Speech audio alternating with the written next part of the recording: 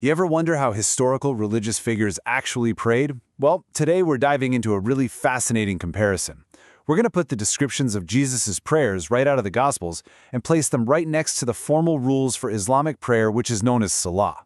And just to be clear, this isn't about theology. It's a straight-up text-to-text analysis of the details.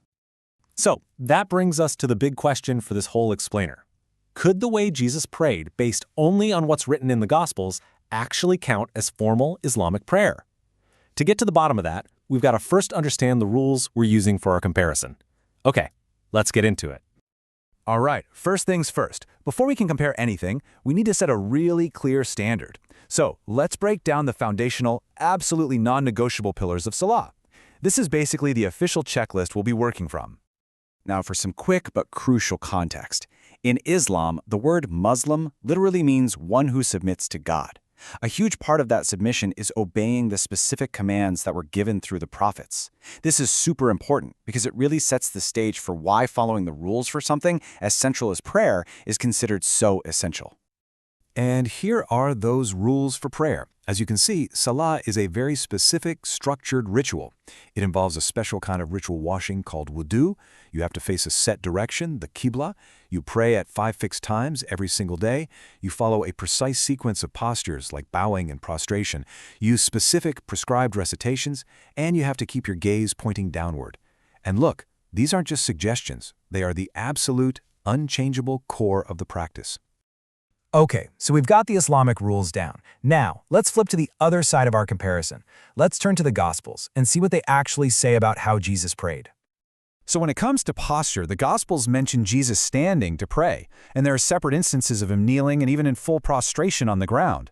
But, and this is a really critical point, there is zero mention of the specific bowing posture, the one called ruku, which is an absolutely essential pillar of Salah. It's just not there.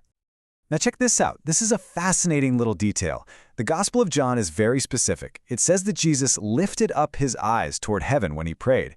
This isn't just a one-time thing either. It's how his gaze is consistently described.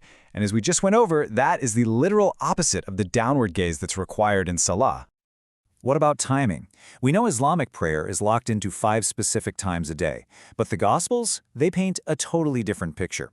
They describe Jesus praying spontaneously, whenever the moment called for it. He'd pray early in the morning, sometimes all night long, before meals, but never as part of a fixed daily schedule. And as we keep going down our checklist, the list of missing pieces just gets longer. The Gospels never mention Jesus facing a specific direction, there's no talk of ritual washing or wudu, and there's nothing about fixed, memorized recitations or cycles. Again, these aren't minor points. These are core requirements of Salah that are completely absent from the accounts of his prayer. And finally, just look at the words he used. The texts show Jesus consistently addressing God with the very personal term, Father, or my Father. I mean, that intimate, personal way of speaking is a world away from the formal, prescribed Arabic recitations that are so central to Salah. So, now we have all the data points from both sides. Let's do what we came here to do. Let's put the rules for Salah and the descriptions from the Gospels directly side by side and see how they really stack up. Okay, let's just walk through this chart. Gaze, Salah says downward. The Gospels say upward. Posture, Salah demands a specific bow, which is completely missing in the Gospels. Timing, you've got 5 fixed times versus totally spontaneous.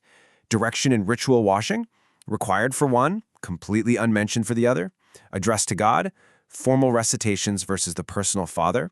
The only real point of overlap we can find is prostration, which is mentioned a single time. So, what does all this mean when you lay it out so clearly? After this direct text versus text comparison, what's the bottom line? The conclusion from the source is pretty direct and unambiguous. Based only on the descriptions found in the Gospels, the way Jesus prayed simply does not conform to the established ritual requirements of Islamic Salah. And if you remember that a Muslim is defined as one who obeys God's commands, with Salah being a primary command in Islam, well, this textual analysis reveals a pretty clear disconnect. And all of this leaves us with a much bigger question to think about. This whole comparison shows us something really important. How did the specific details of a ritual, the way you stand, the words you say, the time of day, how do those things actually define and distinguish entire religious identities? It kind of suggests that sometimes the tiny details, they aren't just details, they're everything.